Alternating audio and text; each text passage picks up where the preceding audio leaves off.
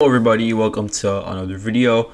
Today is the 5th of March, and again I'm just going to be focusing on Bakhmut. I will continue to focus on Bakhmut until the battle ends, and then we will move on from there. But given the fact that Bakhmut is still the hottest part of the front line, it is my obligation to continue to talk about it and about its environs. So let's begin just talking about the southern flank, where we actually have seen renewed Wagner pushes by their assault detachments towards the T-0504 road.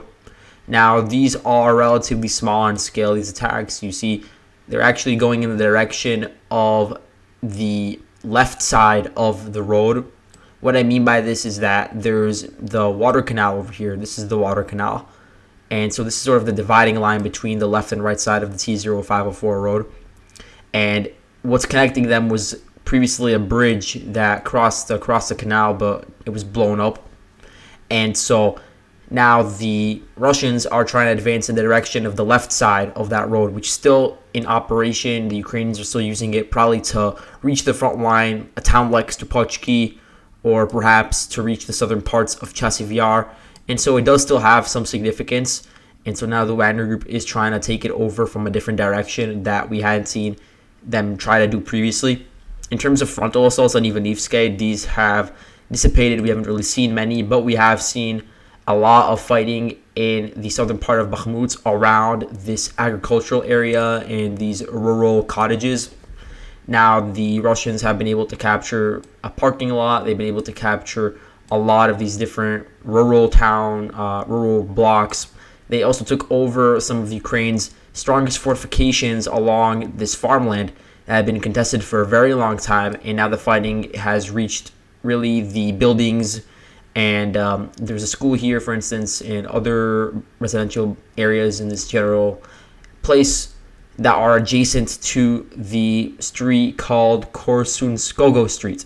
So this street over here, it links up with the T-0504 highway, which is the one that leads into Ivanivske, and then from there it can't really link up anymore with the left side of the road because of the blown up bridge on the water canal. But it is still important for the Ukrainian garrison to be connected in Bakhmut and Ivanivske, because if the Ukrainians are serious about retreating, then they need to link up with the garrison in Ivanivske, and then from there they can retreat using some other road, like a dirt road or a gravel road, for instance.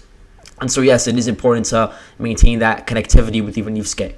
Now, if this road junction is taken, the one over here, which it seems like it will in the coming days, then Ukraine does still have other options. They could still, in theory, use this dirt road over here. But again, it's a dirt road. And I'm going to get into the many issues with dirt roads later in the video. But just to know that this could still be used, and you could also use this path over here. You see the one that I'm going over right now. This is another path that could be used. But again, every single path is necessary, because there really aren't that many left. And if all of the convoys are just connected and just go through one singular route, then it makes it much more easy for them to be targeted by Russian artillery, and also even by Russian small arms in some cases, because of how close the Russians are to the Ukrainian supply lines. So having multiple options is certainly important. Now let's go on to the situation in the Sobachivka and Budinovka districts. So the Budinovka district is the one to the west. I don't know exactly its perimeter, but it seems like it's in this general area, also around the Mariupolske cemetery, basically over here. And then Sobachivka is more so in the eastern part over here, this circle to the right. So in both of these districts, the Wagner Group has continued their advance. The Wagner Group, specifically in the Budinovka district, was able to take over some of the forested areas. They were able to enter some residential blocks. They were able to take over the entirety of the Mariupolske cemetery, where we saw some pretty heavy fighting going on for, honestly, weeks at this point.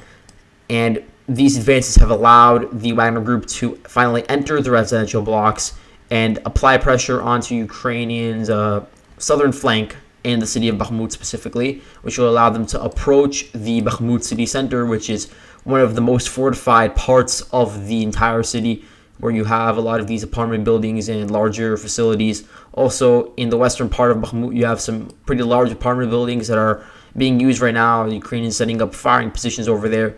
So by quickly reaching those areas, by advancing from the south, they could potentially surprise the Ukrainians, given the fact that we saw most of the fighting in Bakhmut occur to the east.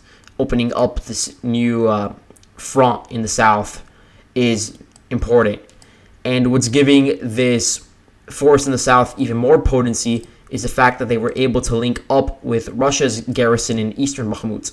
So let's say this is the Russian garrison in the east. They were able to take over all the positions to the east of the Bakhmutovka River. This is the Bakhmutovka River over here. It connects with the Bakhmut Dam. And from here, they were able to link up physically with the Russian grouping that includes VDV soldiers, not just Wagner Group, but some VDV soldiers and also some motorized infantry regiments from the Russian Regular Army. I'm going to map it out later when I have time, but a lot of those units are involved, and they were able to push from Opitny all the way to the north, taking over a lot of Sobachivka, and now they have finally linked up with the Russian grouping that was pushing to the east. So now together they can make a more effective strike force that will push towards the Bakhmut city center and take over some of the buildings that are adjacent to the Bakhmutovka River. The thing about these buildings is that they provide the Ukrainians with very favorable firing positions, which make crossing the Bakhmutovka River very difficult for the Russian assault units. So look at this. If you're trying to cross the river, you have to go through this open field over here, and then you got to cross the river, and then you're just faced with a wall full of larger buildings, and sometimes it's parking lots, sometimes it's supermarkets, shops. Either way, the Ukrainians do have the elevation advantage in this regard, and they can't really receive much support from the rear. And when I say rear, I just mean like these other streets over here where the Russians will probably have firing positions, because those houses are just one story. So you're not really going to have much of an elevation advantage. I'm going to try to visualize this for you guys by opening up Google Earth. This is just one example of how difficult it is to cross the river. And I'm not saying that it's difficult to cross the river itself, but I'm saying that the wider area around it makes it very difficult to cross the river head on. So here you see this is one of the areas where the river is the most narrow. There is a makeshift crossing that was set up by the Ukrainians, but obviously it's not in operation anymore. I'm sure the Russians could get something similar built pretty quickly, but even if they don't, they could just cross over using their feet. It's not an issue. And the issue comes from the fact that this entire area is just extremely open. Look, this is the meat processing plant for all those that are interested, and everything surrounding it is just open fields, just open grass, long grass, grain.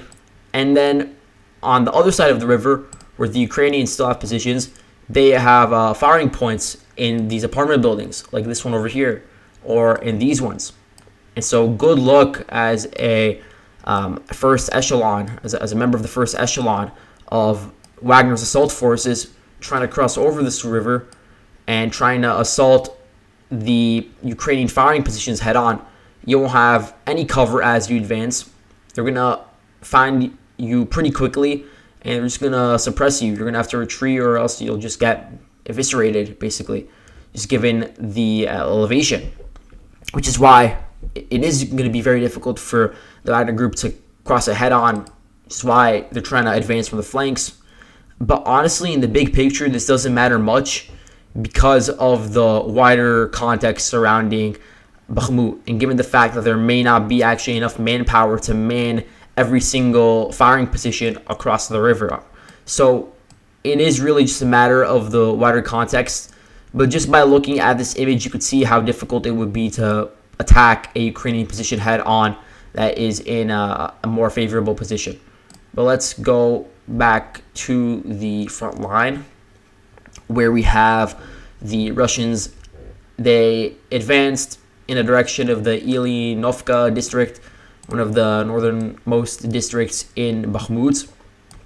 And this is done in an effort to flank the Ukrainian positions in the Azov district, which is the district over here. So this district has some large facilities, as I've said before. You could see for yourself. You can see that there are some great positions to fire from. It might be 3 stories, 4 stories, 5 stories. I don't know. Either way, you could set up a machine gun over here. You could set up a sniper, ATGM if there are tanks crossing through. And it is a very effective point of defense, just like the Ukrainians had in Mariupol, where they were able to hold out for so long against the Russians before retreating to the main Azovstal industrial facility. I guess the issue for the Ukrainians here is that they don't really have an industrial facility. The closest they have is the Azov district and the city center, where you have all of those apartment buildings and other large structures. And also you have this train station over here. Now let's go to the situation on the flanks. The Russians have not been able to take Kromovet. Ever since their advance in the direction of the town a few days ago, we'd all been anticipating the capture of the town. But it seems that either the Ukrainians were able to hold them off just enough, or the Russians just don't feel like taking it now. There may be some reasons for why they don't want to assault it now, and that may be because they would face pretty stiff Ukrainian resistance, and it would just be easier for them to set up artillery positions, like field artillery, maybe using BM-21 Grad, just fire upon the Ukrainian convoys as they try to withdraw. So according to Associated Press, the Ukrainians were actually able to build a pontoon bridge on the T-0506 road, which is the one connecting Bakhmut to the town of Chasiv Yar, and it goes through Kromovet. This is the point, I believe, where the river crossing was destroyed. Yeah, so here they set up a pontoon bridge, which means that it could still be used by the Ukrainians for their evacuation.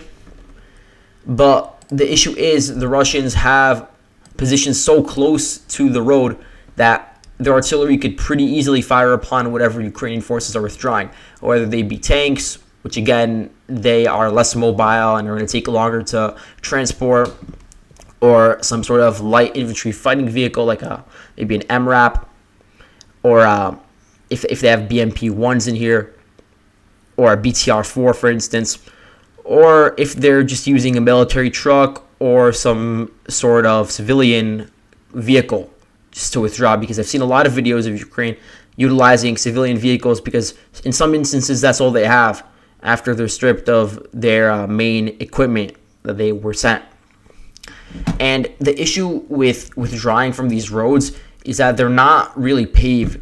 I think the T-0506 road is paved, same with the T-0504 road, but then all the other ones in between are either dirt or gravel roads. The gravel roads are better because they're more durable and usually are able to accommodate all different types of weather, like snow or rain or other forms of precipitation.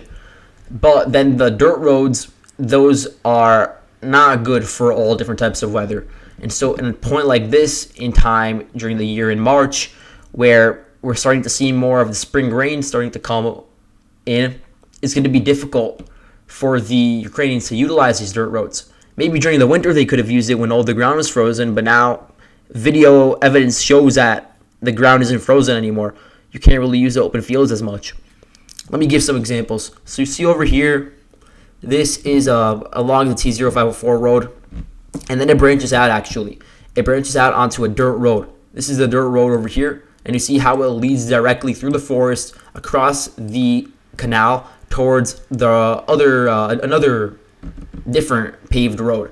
This is the paved road that's adjacent to the entire Donbass water canal. And then from there, the Ukrainians could use this road to link up with the main garrison in Chasiv Yar. So a lot of Ukrainian forces have been using this path that I just described over the past week to retreat. Here I have a geolocation of the evacuation of a wounded Ukrainian soldier. If you go look at the video, I won't show it here, but if you go look, you can see how extremely muddy it is. It's not paved at all. It's just all full of mud. The Ukrainians, they're just soaked in mud. They had to use boots to get anywhere. Without them, then they would not even be able to walk. Probably it would be very difficult. And a lot of their trucks, trucks that are actually evacuating soldiers that are wounded, are getting bogged down in this mud. And it's only March. I think it's going to get worse probably as we get to April. And here we have from the same route, some Russian BM-21 Grad firing on a Ukrainian convoy. They were probably taking too long to retreat, and they got bogged down in the mud, and they were spotted by the Russian artillery. And at that point, there's not much you could do about it, because the BM-21 Grad, it is pretty quick in terms of loading all of the shells, and then they are able to fire a large concentration of shells onto a specific concentrated area, like a convoy. And at that point, there could be some extreme casualties, or just at least material damage. So that's the issue for the Ukrainians in terms of their withdrawal. Not just from here, from basically any route along this highway, you do see that threat of getting bogged down in the mud. So as a result, what we're seeing is that the Ukrainians, they're trying their best to withdraw at nighttime. This is when it's harder for the Russians to spot them retreating, and they also do it in pretty small groups. You could say just a couple of different vehicles.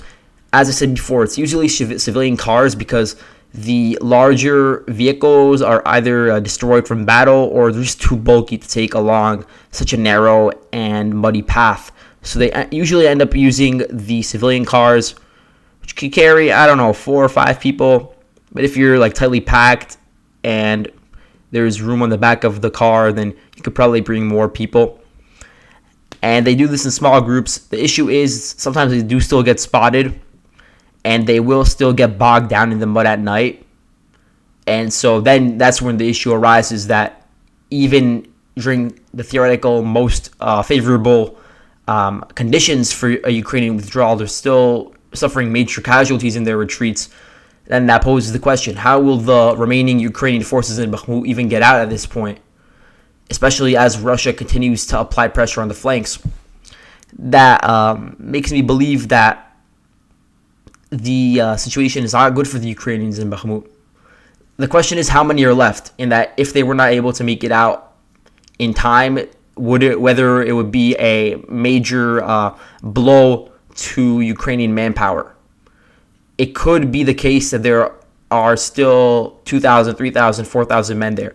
In that case, yeah, it could cause some damage to the Ukrainian manpower in the region, because a lot of the units in here, some of them actually are pretty battle-hardened, like the 93rd Brigade, and so it would be a loss to have them encircled and forced to surrender or killed. Same thing with the Georgian Legion and other foreign legions. But then again, the Ukrainians have sent so many reinforcements to this area that they will be able to hold off any sort of further Russian assaults on Chasiv Yar for a while. So in terms of that going on, it's not the most pressing issue at the moment. But yeah, that is all I have in terms of the situation in Bakhmut. I do want to talk about the situation in Berkivka. Over here, we talked a lot about how there were Ukrainian rumors that were arising maybe a week or two ago about how they were able to conduct a pincer operation to isolate the Russian northern flank as they were approaching the Ukrainian supply routes.